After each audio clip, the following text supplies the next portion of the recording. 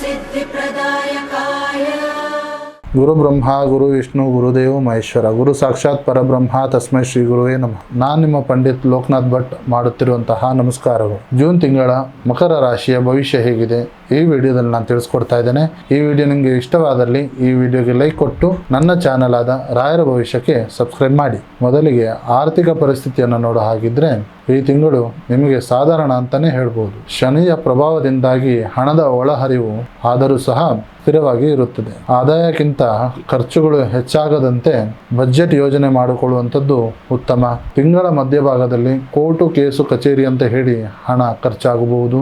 ಇನ್ನು ವೃತ್ತಿ ಹಾಗೂ ಉದ್ಯೋಗದ ಬಗ್ಗೆ ನೋಡೋ ಹಾಗಿದ್ರೆ ಯಾರೆಲ್ಲ ಸಾಫ್ಟ್ವೇರ್ ಡೆವಲಪ್ಮೆಂಟ್ ಹಾಗೂ ಮೆಕ್ಯಾನಿಕಲ್ ಕ್ಷೇತ್ರದಲ್ಲಿ ಇರುವಂಥ ವ್ಯಕ್ತಿಗಳಿಗೆ ಈ ಜೂನ್ ತಿಂಗಳು ತುಂಬ ಕಠಿಣ ಪರಿಶ್ರಮವನ್ನು ಪಡ್ಕೋಬೇಕಾಗುತ್ತೆ.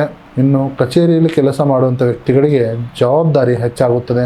ವಾದ ವಿವಾದಗಳನ್ನು ನೀವು ಕೈಬಿಟ್ಟರೆ ನಿಮ್ಮ ಕೆಲಸಗಳು ತುಂಬ ಸುಗಮವಾಗಿ ಇರುತ್ತದೆ. ಇನ್ನು ವ್ಯವಹಾರದ ಬಗ್ಗೆ ನೋಡೋ ಹಾಗಿದ್ರೆ ಇನ್ನು ಹಾರ್ಡ್ವೇರ್, ತೈಲ, ಕಬ್ಬಿಣ ಕ್ಷೇತ್ರದಲ್ಲಿ ಇರುವಂಥ ವ್ಯಕ್ತಿಗಳಿಗೆ ಅತ್ಯಂತ ಫಲಕಾರಿಯಾದ ಅಂಶವಿದೆ.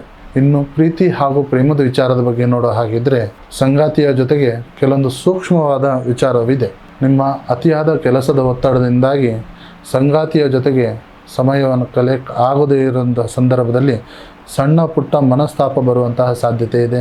ವಾರಕ್ಕೆ ಒಂದು ಬಾರಿ ಆದರೂ ಸಂಗಾತಿಯ ಜೊತೆಗೆ ಸಮಯವನ್ನು ಕಳೆದರೆ ನಿಮ್ಮ ಒಂದು ಸಂಗಾತಿಯ ಒಂದು ಸಂಬಂಧ ಹೆಚ್ಚಾಗುತ್ತದೆ. ಇನ್ನು ಕುಟುಂಬದ ವಿಚಾರದ ಬಗ್ಗೆ ನೋಡೋ ಹಾಗಿದ್ರೆ ಮನೆಯಲ್ಲಿ ಜವಾಬ್ದಾರಿ ಹೆಚ್ಚಾಗುತ್ತದೆ. ತಾಯಿಯ ಆರೋಗ್ಯದ ಬಗ್ಗೆ ಸ್ವಲ್ಪ ಜಾಗೃತರಾಗಿರಿ. ಕುಟುಂಬದ ಪ್ರಮುಖ ನಿರ್ಧಾರವನ್ನು ತಗೊಳ್ಳುವುದಕ್ಕೆ ಮುಂಚೆ ಎಲ್ಲರ ಒಂದು ಅಭಿಪ್ರಾಯವನ್ನು ಪಡೆಯೋದು ಉತ್ತಮ.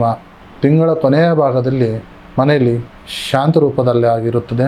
ಇನ್ನು ಆರೋಗ್ಯದ ವಿಚಾರದಲ್ಲಿ ಮಕರ ರಾಶಿಯವರಿಗೆ ಹೊಟ್ಟೆಗೆ ಸಂಬಂಧಪಟ್ಟಂತಹ ಸಮಸ್ಯೆಗಳು ಕಾಣಬಹುದು. ಪ್ರತಿದಿನ ನಿಯಮಿತವಾಗಿ ವಾಕಿಂಗ್ ಅನ್ನೋದು ಮಾಡಿ, ಹಸಿರು ಸೊಪ್ಪುಗಳನ್ನು ಜಾಸ್ತಿ ಸೇವಿಸಿ, ಕಾಲಕ್ಕೆ ವಿಶ್ರಾಮ ಪಡೆಯುವಂಥದ್ದು ನಿಮ್ಮ ಆರೋಗ್ಯಕ್ಕೆ ಉತ್ತಮವಾದ ಪರಿಹಾರ. ಈ ರಾಶಿಯವರ ಒಂದು ಪರಿಹಾರದ ಮಾರ್ಗವನ್ನು ನೋಡೋ ಹಾಗಿದ್ರೆ ಶ್ರೀ ಕ್ಷೇತ್ರ ಯಡಿಯೂರು ಸಿದ್ಧಲಿಂಗೇಶ್ವರ ಸ್ವಾಮಿ ದೇವಸ್ಥಾನಕ್ಕೆ ಹೋಗಿ ಭೇಟಿ ನೀಡಿ, ಅದರ ಜೊತೆಗೆ ಕೊಪ್ಪಳದಲ್ಲಿ ಇರುವಂತಹ ಹುಲಗೆಮ್ಮ ಸ್ವಾಮಿ ಕ್ಷೇತ್ರಕ್ಕೆ ದೇವಸ್ಥಾನಕ್ಕೆ ಹೋಗಿ ಭೇಟಿ ನೀಡಿ, ಸಾಧ್ಯವಾದರೆ ಹನುಮಂತನಿಗೆ ಎಳ್ಳೆಣ್ಣೆ ದೀಪವನ್ನು ಹಚ್ಚಿ.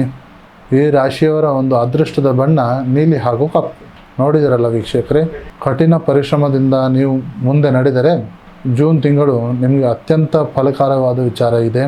ಈ ವಿಡಿಯೋ ನಿಮಗೆ ಇಷ್ಟವಾದಲ್ಲಿ ಜೈ ಹನುಮಾನ್ ಅಂತ ಹೇಳಿ ಕಮೆಂಟ್ ಮಾಡಿ, ಈ ವಿಡಿಯೋಗೆ ಲೈಕ್ ಕೊಟ್ಟು ನನ್ನ ಪೇಜಾದ ರಾಯರ ಭವಿಷ್ಯಕ್ಕೆ ಸಬ್ಸ್ಕ್ರೈಬ್ ಮಾಡಿ. ಹಾಗೂ ನಿಮ್ಮ ಸಮಸ್ಯೆ ಏನೇ ಇದ್ದರೂ ಸಹ ನೇರವಾಗಿ ಬಂದು ಭೇಟಿಯಾಗಿ ಅಥವಾ ಈ ಕೆಳಕಂಡ ನಂಬರಿಗೆ ಕರೆ ಮಾಡಿ. ಧನ್ಯವಾದಗಳು.